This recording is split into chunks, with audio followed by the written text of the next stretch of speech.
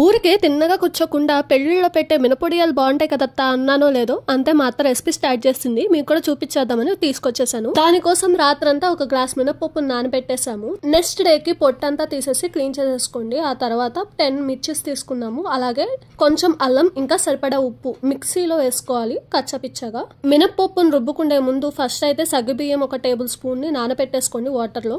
ఆ తర్వాత ఇంకా మినపప్పుని గ్రైండర్ లో వేసుకోవాలి. వాటర్ లేకుండా మోస్ట్లీ చూసుకోండి. అలా గారెపిండి వచ్చేంత కన్సిస్టెన్సీ వచ్చాక పిండి తీసేయండి వీడియోలో చూపిస్తున్నట్టు. ఆ తర్వాత ఇందాక నానబెట్టుకున్న సగ్గుబియ్యాన్ని వాటర్ లేకుండా యాడ్ చేసేసుకోండి. అలాగే ఇందాక మిర్చి పేస్ట్ వేసుకున్నాం కదా, అది కూడా యాడ్ చేసేసుకోండి.